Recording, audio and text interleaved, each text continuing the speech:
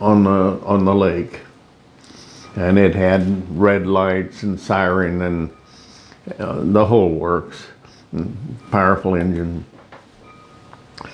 And so I got a call from the lake officer, and he says, "Captain, you better get out here." And I, "Somebody drowned?" He says, "No, come on out. You got to see this." So I went out there, and he says, "See that? That's where it started." Well, there was a pair of skis in the sand right next to the water. And he says, "What's this all about?" And he says, "Well, this is Ski King, where you started." Some black gentleman had his girlfriends and bought a brand new boat, and smoking a cigar and one of them teeny billed hats, Captain's hat. And so he's going to show him how good he could ski. So he don't hold the bar. He wraps it and ties it around his arms and grabs a hold of it. It comes through his hand and then around his arm.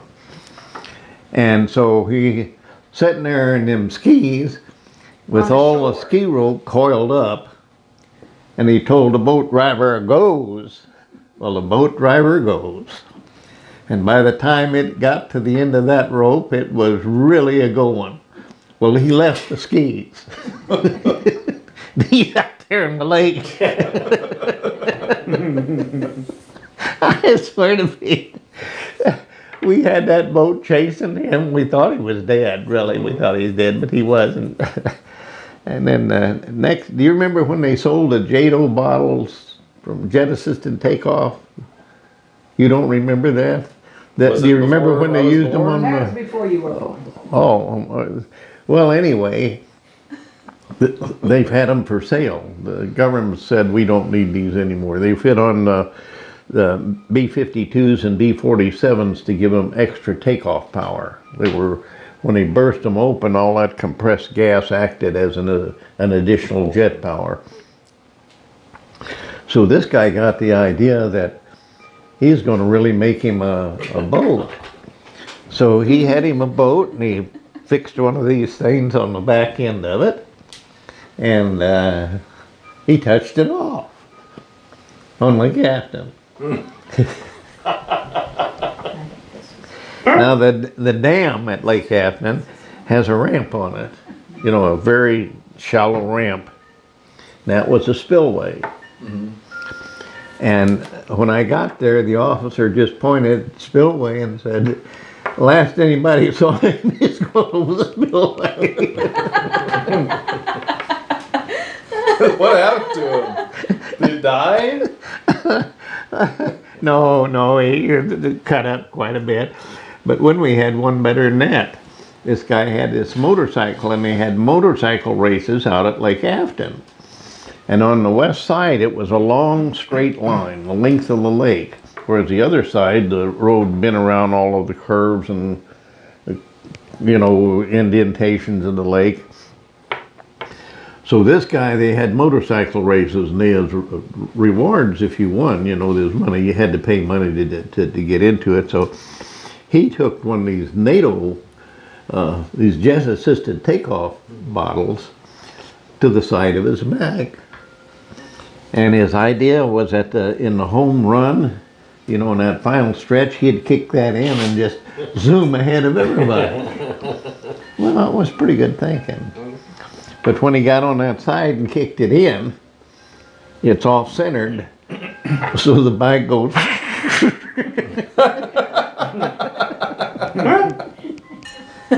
Like a firework. I know. It was something else. There's always something funny going on at Lake Afton. The good old days. Lake Afton's still kind of a hot spot for teenagers and young adults to today. Marcy and I spent one night out there, and some of the boys that was on the patrol set off a whole bunch of firecrackers. You didn't get much sleep, I'll guarantee you. He was having so much problems. I was just wanting to see how bad it was, because even when I was a judge, there was still a complaint was filed. A kid came down and filed a complaint. He and his lady friend were spending the night in a tent, and they had a bonfire, a little fire, not a big fire. So along come these guys, and they kick the coals into the tent. You know, oh, this is fun, isn't it? Kick hot, red hot burning coals into the tent. And it was Castleberry's boy, if you know Castleberry. And so I said, they pled guilty, and I put a fine on them. And I said, now we're going to talk about the damages. And they said, oh, we didn't damage those. Those are just as good as new. And I said, fine, you can have those, but you boys buy these new boys a new one. And they could have the old ones, but the kids got a new blankets. I had, the judges had wanted, not all of them hated to handle Lake Afton. I said, if you give me all the Lake Afton cases, I'll straighten that place up. And I sure did. I even, and I told you the one about the 3 Vietnamese men, didn't I? Well, a game warden hauled in 3 Vietnamese, and the lower level judge was off, so I didn't have anything to do, so I said, I'll go down there and take the cases. And so these 3 got up in front of me, and they had their language back and forth, and I read the charges to them and said, how do you plead? Oh, we plead guilty. You plead guilty? Yes. $50 each in cost. They stood there amongst themselves in their language. And I tapped the gavel, you know, hoping they'd get attention and move on. The sheriff was trying to move them on a little bit. So finally I took the gavel and I wrapped it and I said, 30 days in jail. $50 too much, $50 too much. That's what they did.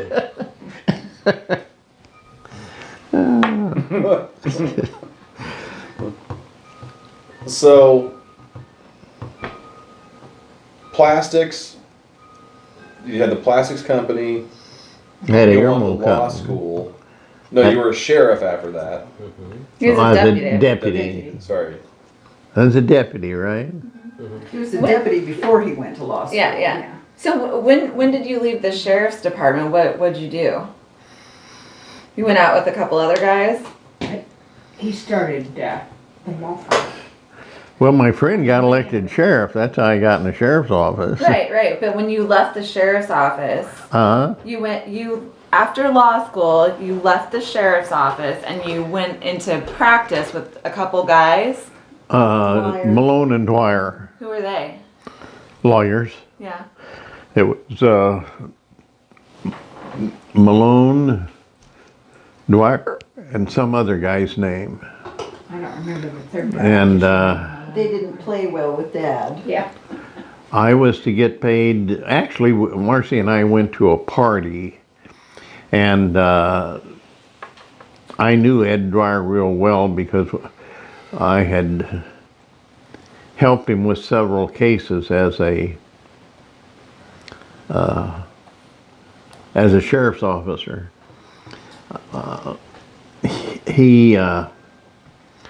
One of the companies that would loan money on cars and stuff, this guy had took off for California, but he came back and they didn't know it, so they got a warrant for his arrest for stealing the car. And they brought him back from California in chains. No, when I was a deputy and went after a prisoner, I never did that. I always told them, I'll treat you like a human being if you act like one. if you want to act differently, I can take care of that too. And on the airplanes, I'd always set them on the outside, and I would be one row up, and I would sit on the outside. And so they couldn't do too much. They couldn't get out of that seat without me drawing the weapon. I had to tell a stew that I was armed and was a law enforcement officer. I never had anybody try and escape. Then me and Marcy went to where? South Carolina, and picked up a woman prisoner. You remember that? I didn't go on that, I think. I don't think. You and Vern went. 2 men after a woman? I thought you went. I don't remember it, but I might have. Hmm. You know how our minds are getting. Oh well. I didn't like being deputy marshal because that's all you did was pick up prisoners. Appear in court. Hear ye, hear ye, hear ye. This honorable court for this honorable state is now in session, and the most honorable of honorable judge, whatever his name was, presiding. Well, growing up and you were captain of the road patrol, we would see you on TV a lot as being kids in like elementary school, maybe middle school, no, elementary school. You would be on TV, you know, big rack or that kind of thing. Well, I had to roll on all injury accidents. So when they'd see the captain there, they would interview the captain always, as a matter of courtesy. In the paper, we have clippings from it being in the newspaper, in the book. And if you got called and we were in the car, it was terrifying for me. You just drove, red lights and siren, and I sat in the back seat and prayed. And scared the bejeebers out of me. Oh, mercy. Well, it was an exciting ride, wasn't it? Well, and I made it through. I made it through all of those rides. I remember Vern used to have a day at Joyland. Come closer to that. Oh, It's fine. is it fine? Yeah. Do you remember how he used to have Vern used to have a sheriff's day at Joyland? Yes. Yeah.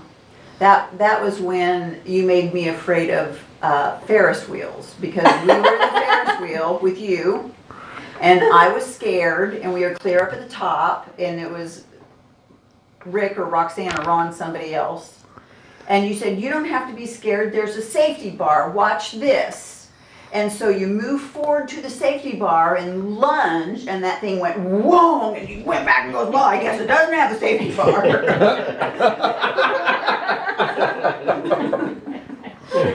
And about that time, we're going over the top. Just about scared the bejeebers out of me.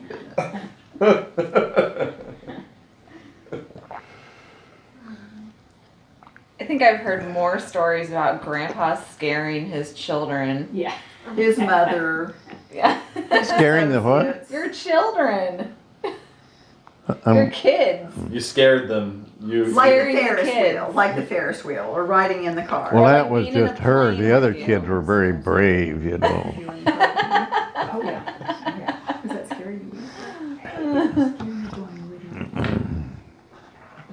So things didn't work out with Dwyer and Malone, I guess.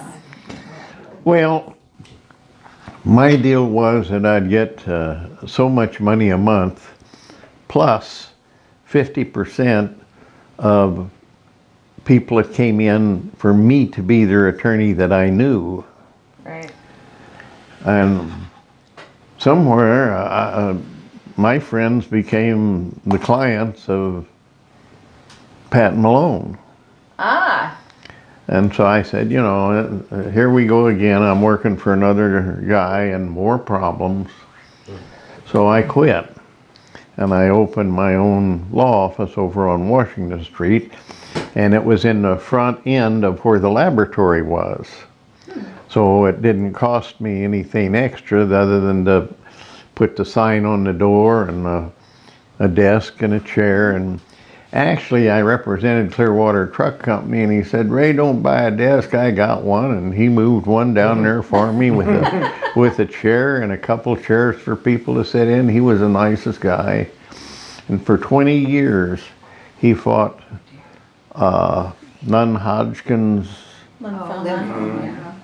lymphoma, and his kids hated him, didn't like him. He always wore bib coveralls, and one would hang loose. He never buttoned it on the side.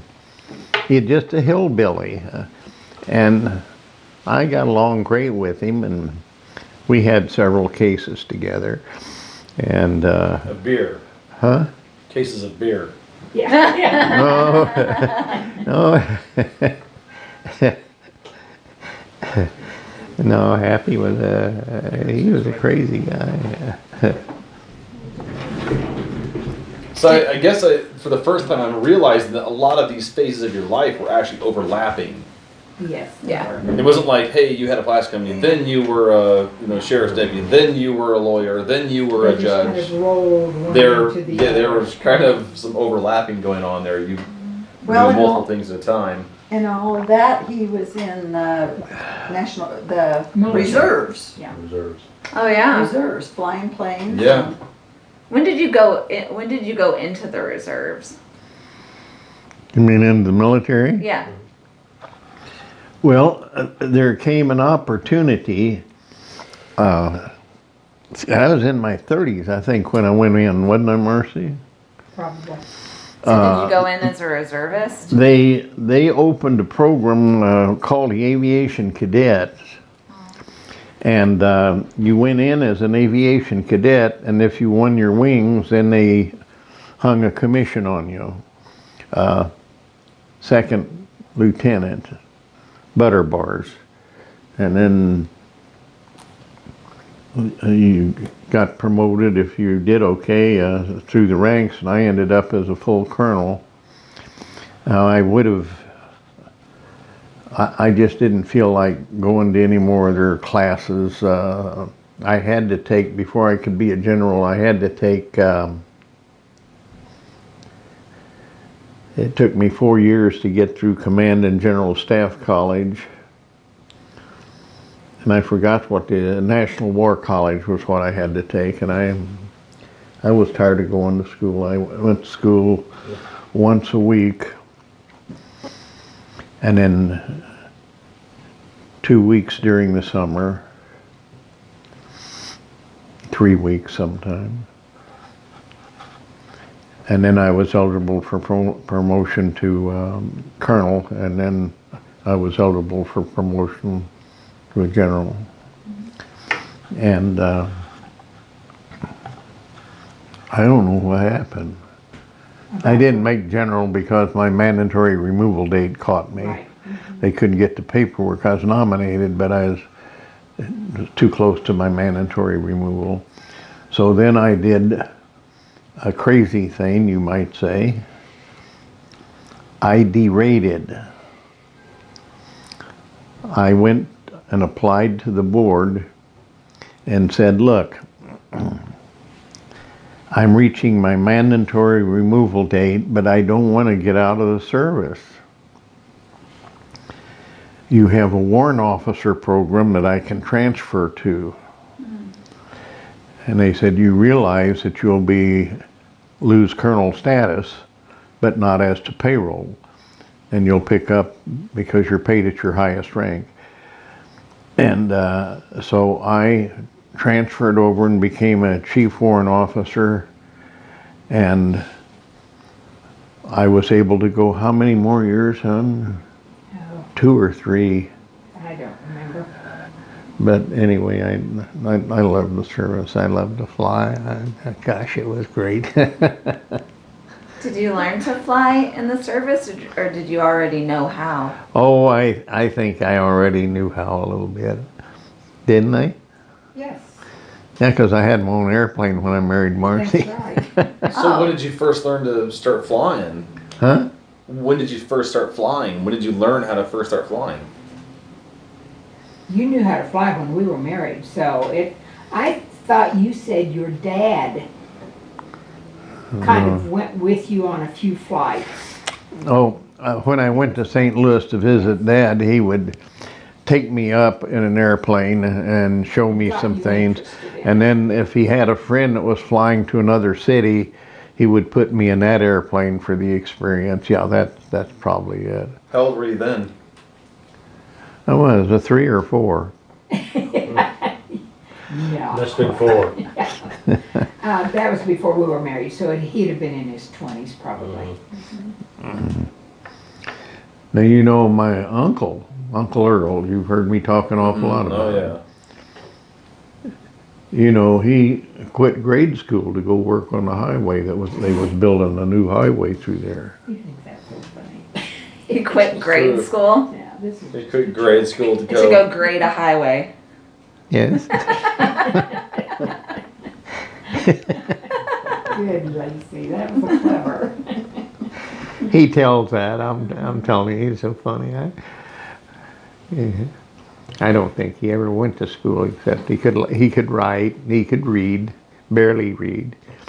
If he couldn't read and understand it, why then I'd read it to him. Then I really enjoyed Earl. He's the biggest thief.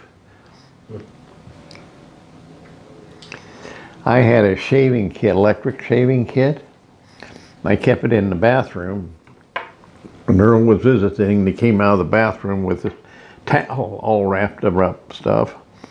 And he says, "This is my shaving gear." Okay, Earl. Well, when he left, I couldn't find my razor anymore. He took it with him. Then down in, where was it? Down in Pond Creek. Marcy's brother would always be in church in Sunday school, always. But he had on the back of his pickup truck a 500-gallon tank of fuel to fuel the combines and tractors.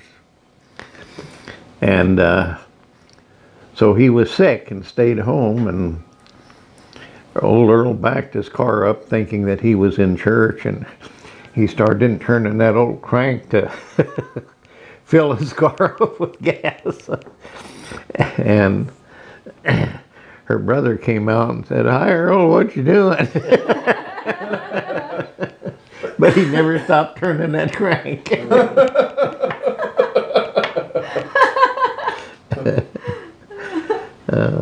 Mercy. Earl raised you, didn't he? Huh? Earl, did you live with Earl for a while? He lived with Ray for a while. Oh, Earl lived with you for a while. Well, I guess you could say that because he'd stay there for quite a while every time. He'd stay there until he thought he was in trouble, and then he'd leave. Yeah. He ran an ad in the paper and it said, "I want to take care of old horses. I love them." All this and that and the other. I got grass that's belly deep to a horse. And those poor old ladies would call up and say, I've owned this old, whatever its name was, for so many years, and you take good care of him." And he says, "Oh, I will." Load the horse and head right up to Hutchison to the slaughterhouse. They killed the horses and shipped the horse meat over to Japan and cut the hoofs and off for glue or something else. I forgot what it was. Oh, that's disgusting. You didn't know my Uncle Earl? Oh, I've heard. Well, everything you heard is probably true. Dad, wasn't it true that your mom sent for you when she lived in California and married somebody, and then they fought and separated and left the apartment and left you there, and your Uncle Earl was who came and got you? Well, I remember them separating and me staying there for a while. Nobody else was in there but me. How old were you? When High school, I think. when it, Like a teenager? huh? When you were a teenager? How old were you? I don't know. You were a teenager. I was a teenager. Yes. Because I can't remember. Yeah. I can hardly remember anything. Yeah, 'cause I wasn't there.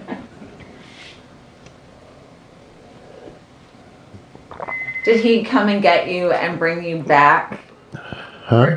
Did Earl come get you and bring you back, or did you and Earl stay in California?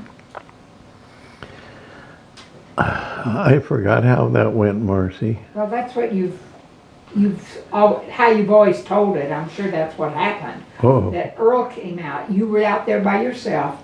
Earl came out and got you and took you back to Missouri because Okay. you didn't have any money to get back on your own. I had went out to California because my brother was in the army occupying Japan right after World War II, and he was an alcoholic, and he got drunk and had a straight razor on him and slashed some people up pretty bad, and he got sentenced to the military prison that was at Lompoc, California, 75 miles north of Los Angeles. So I moved from St. James out to Los Angeles so I could be near him. And I drove up and saw him many times. Well, one day my aunt wanted to see Bill, so she rode out on the train, and I picked her up and took her up, and we had a visit with Bill, but visitation was only on weekends. And so she said she wanted to see the warden, and the warden let her. She went into the warden's office, and I went in with her, and he said, she said, I want to know what it takes to get my nephew out of here. And he says, if you bring 5 $100 bills and lay them on my desk, you can take him home with you. So that's exactly what she did. She went to the bank and had her bank wire $500 to the bank there in Los Angeles, and took it up and put it in the envelope and laid it on the guy's desk. It was a full kernel. And we took Bill home. That was Aunt Betty. Huh? That was Aunt Betty. Yeah, that was my. She, everything that I have, you might say, I owe to her, because she's the little lady that I borrowed $500 from to start. And she's good people, wasn't she? Yes, she was. Did you finish out high school then? You finished out high school? You had Oh a yeah, high I school finished. diploma? I finished high school at John F. Hodge High School. It's true. That's the name of the school. Still Really? today, in St. James, Missouri. John F. Hodge High School. Like St. James, like the St. James Winery? Yes. Oh Huh. yeah, they had a good winery there. Yeah. You would have enjoyed it. In fact, for a while we picked grapes for the winery. They had big old Concord grapes. They had their own vine vineyards. Uh-huh. They'd hire people to go out and gave you a clipper, and you clipped them off and put them in this box very carefully, and they made wine out of them. I always did like that deep blue wine. What'd they call that? Like the grapes, the Chambersons or something? I don't know. It was a good wine. Was it a fruit wine or was it a grape wine? It was a grape wine. The table red? No, it was dark wine. It wasn't red. Merlot, Chamber. I don't know. Yeah, I don't know either. My grandpa made wine out of elderberries. Yeah. Mm-hmm. And he'd have this great big 25-gallon crock, and he'd tie while it was fermenting, he'd tie a cloth across it and keep the bugs out. and it would ferment and ferment and ferment and ferment, and pretty soon he said that's fermented enough, and then we'd pour it into smaller, jugs that you could.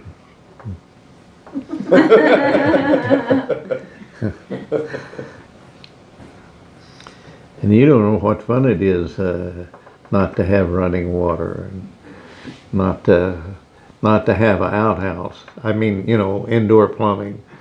Had to run up Well, and take it. remember, I've been some places and worked some places that we didn't have those things. They had set in the outhouse, they had underneath each hole, and we were modern, we had a 2-holer. And they had set a 55-gallon barrel in the ground, and it went into the barrel, each side. And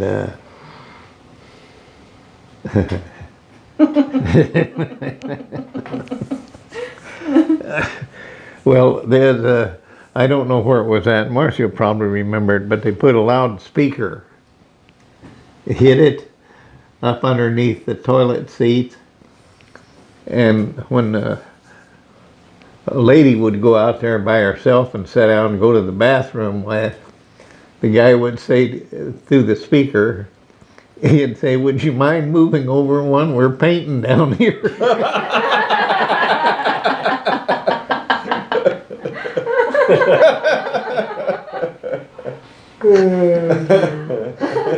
Here comes the woman screaming.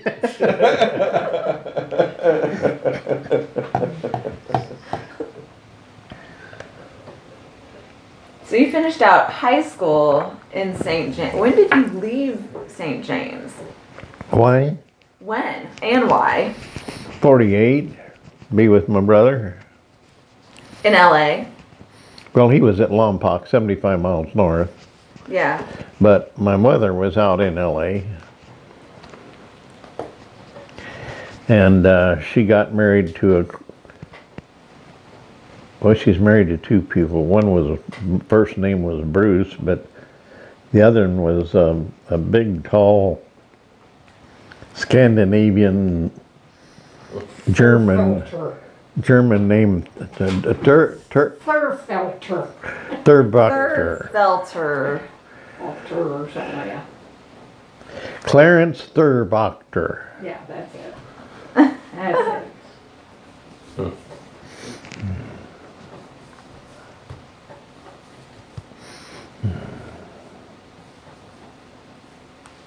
So you went to all 4 years of high school in LA, in California? I'm what? Did you go to? Did you go to high school all 4 years?